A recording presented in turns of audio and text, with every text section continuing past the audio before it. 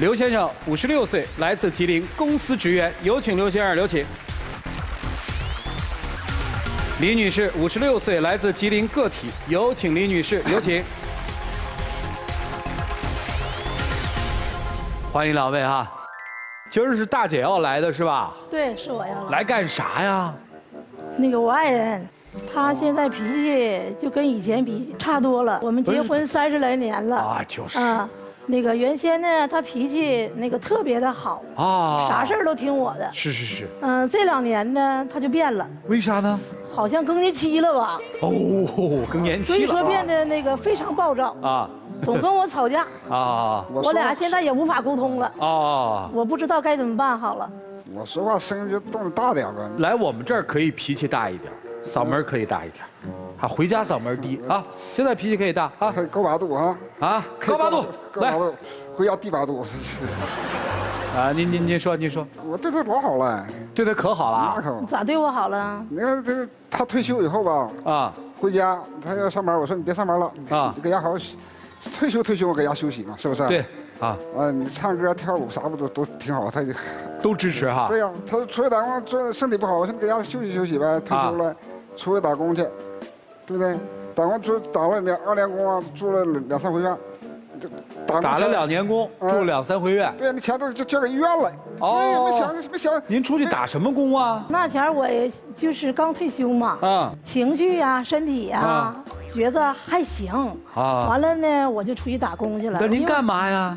我在超市那个当理货员。哎呦，还挺辛苦啊。是累病的吗？对，累病了。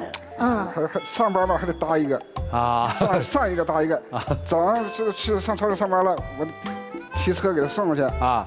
晚上呢，下班了呢，您再接，我得接，先做完饭，完了到超市去给接回来。这可以啊，这老公。可以啥呀？他做饭，一边做饭他一边给我吵吵。你说咋吵吵？你知道吗？我让你做饭，哎，老公啊，别忘了放那个调料。放葱啊，蒜了、姜了，我说我都切好了，都放着饭，你不用操心。你要嫌我炒不好，你来炒来，对吧？你老是搁那做的，我做好你就吃就完事儿了。哎，就是，对不对？我一说话是，哎，给我那么横干呀？说那么大干呀？他老说我更年期，脾气是大了吗？反正别过去嗓门是大点，是嗓门大了还是有别的？比如说，过去是嗓门大，现在可能吵架就摔门而去，这种情况有没有啊？经常有啊，经常有，经常摔门而去啊？不会吧？他现在就是脾气吧，可暴躁了，就是跟以前比的不一样了。判若两人了，他都开始什么？判若两人了。哎呦，我听成了开始咬人了。没有，判若两人，判若两人了。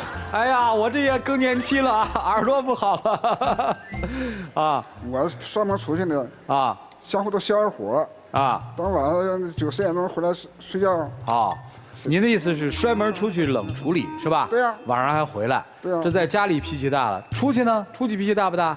出去他脾气也大呀。啊。有一次我们上商场，我给他买鞋，在家都商量好了，我说那个就我买啥鞋你就认了就得了哈，你就一切都听我的呗。说行，到了商场以后。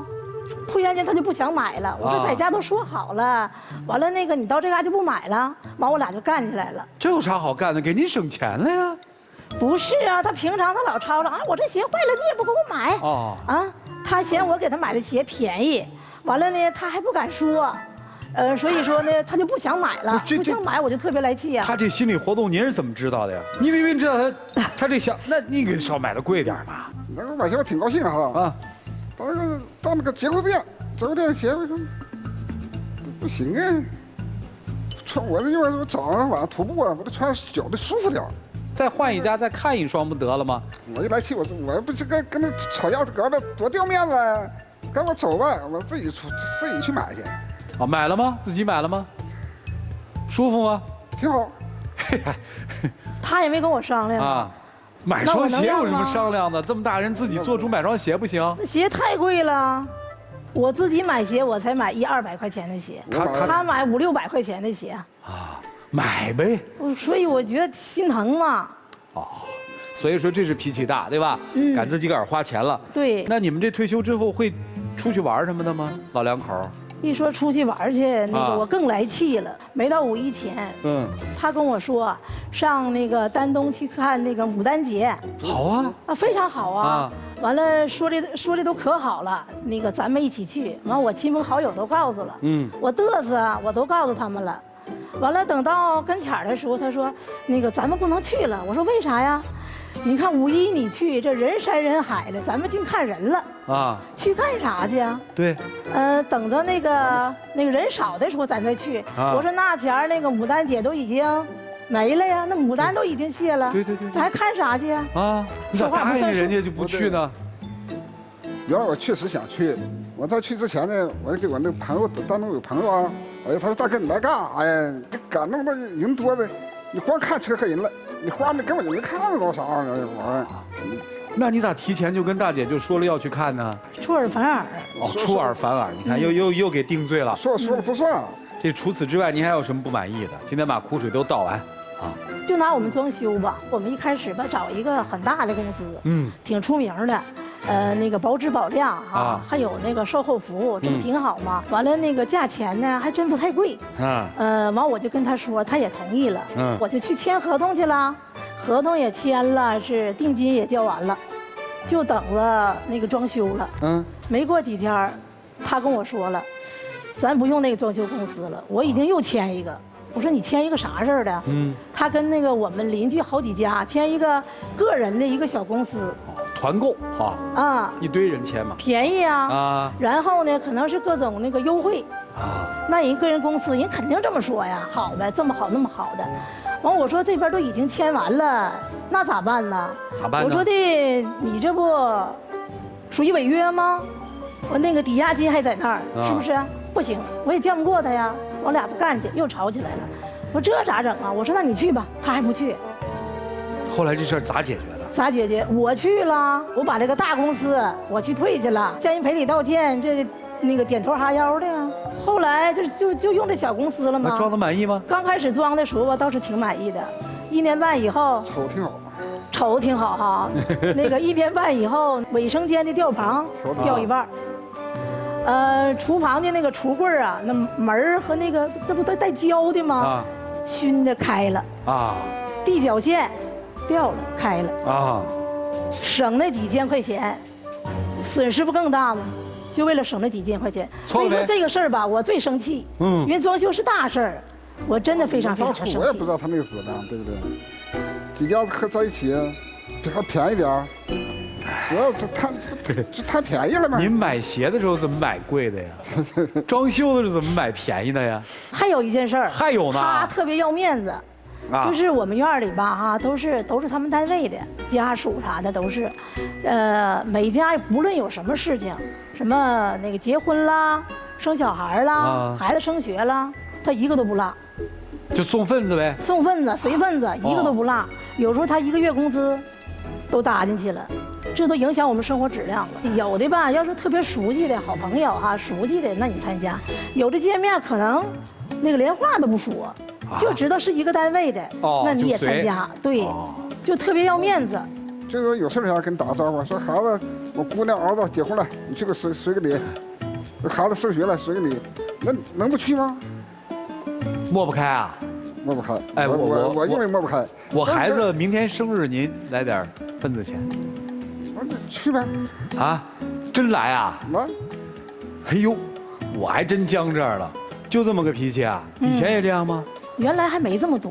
那您分析他这个行为的背后是什么呀？就死要面子活受罪呗。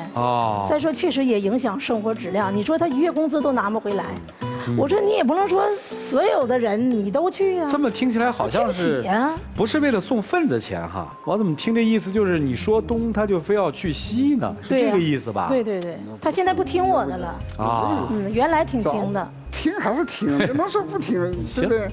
我就想让老公性情大变，是这意思吧？对，要给他收拾回来，是这意思吧？对，让老师专家发脾气，我说我没发脾气。你们听老师的吧，咱一起进入丘比特问卷。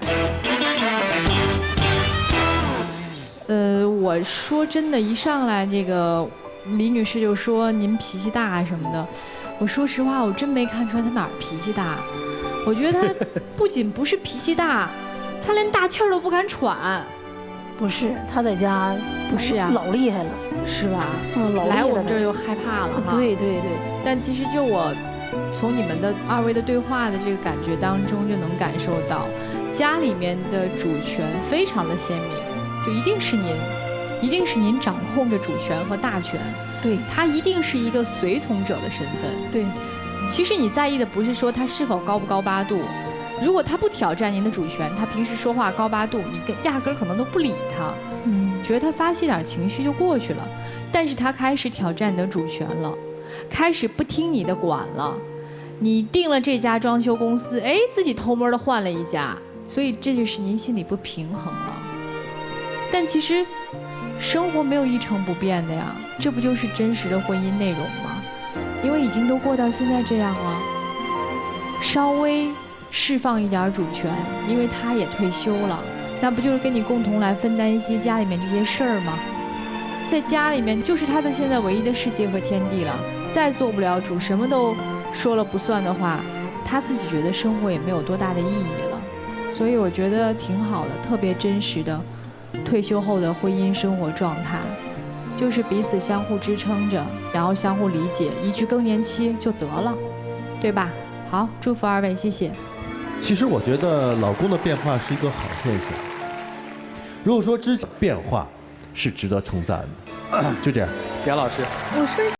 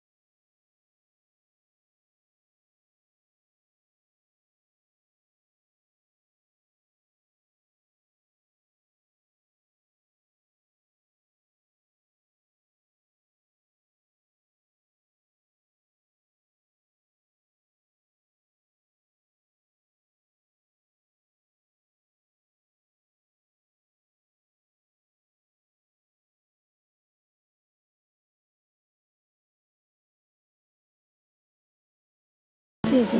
好，谢谢杨老师。来，胡老师，变太正常了。如果一个人长久不变，说明他在长久的忍耐，那才是大问题。所以变太正确。夫妻俩就像一个装配工里面的工人，彼此之间的关系只有两种，一种是师傅和徒弟，一种是并级的同事。如果是师傅和徒弟，一个教一个学，彼此配合着来，偶尔会闹点小性子，但师傅有他的宽容大度，也希望徒弟青出于蓝而胜于蓝。如果是并级的同事，一开始或许会有矛盾，到后来就会逐渐的炉火纯青。但是在生活当中，每个人都会有变化，比如说事业上受到打击，比如说工种变了，退休了，那么他的状态又得改变。也就是说，你们在这个装配厂里面，你们的工作内容当发生改变和变化的时候，彼此的工作能力也会从零开始。但是夫妻之间最重要的一点，不就是心不变？你看他的体力会变，他的眼神会变，他的承受耐力都会变，他的精神稳定状态也会变。但恰恰是这些变，才需要彼此双方的共同陪伴。只要心不变就够了。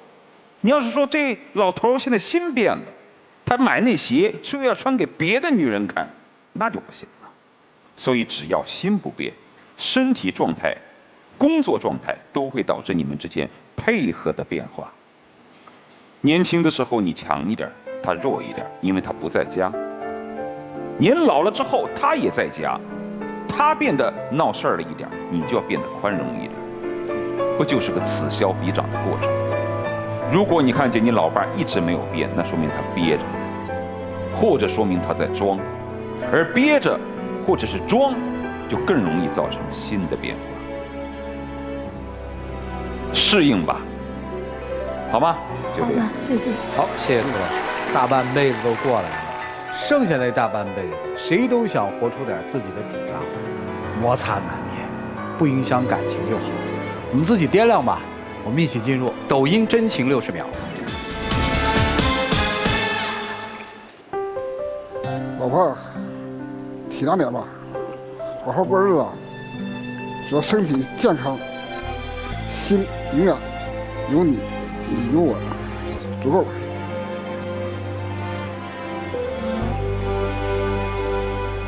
谢谢你，通过那个涂磊老师和那各位老师这么说，我心里明白很多了。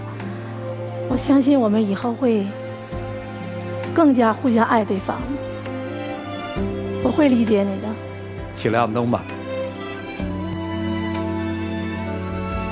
来，我们看看他们爱的记忆箱里存放了怎样的记忆，请开箱。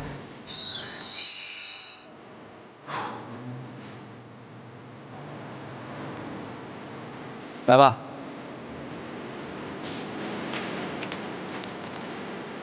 这是什么呀？那是我给他买的衬衫，本来今天是想让他穿了的啊，导演说穿那个。哦，被导演给否了。哦，这个用我们职业话说有点爬行，就是在屏幕上会闪，所以没法穿。挺好看的啊。就在配鞋，还差一500-600的裤子。大姐那手。这我那裤子800多的，那800多。大姐背着你买800多的裤子啊？对，谁给你买的？那是我姑娘买的。哎，哦，您那放的什么呀？玉镯过生日我给买的，就她因为她比较喜欢那玉，我就给她过生日。那今天送是什么意思？就今天拿出来是什么意思呀？我这个永远记住，别老发脾气吧，他跟相夫一样的，不要再上自来了。我们这儿怎么了？来我们这儿不是很开心吗？开心是开心的，很幸福吗？那不调解嘛，对不对？啊，行吧，回去吧。谢谢两位的分享，谢谢你们。来，请回，请回，请回。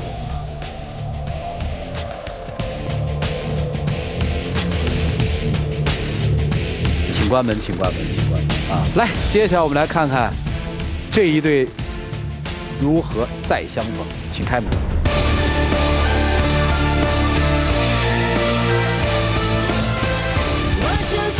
那是爱，不然你不会这么快发现我正在将爱。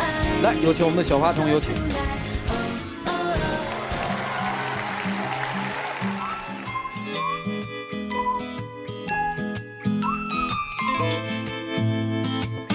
接下来我们见证属于这对夫妻的浪漫时光，各位请见证。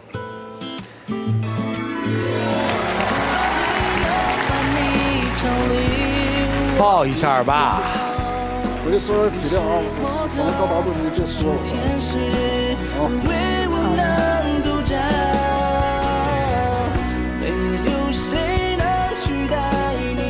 亮灯啊！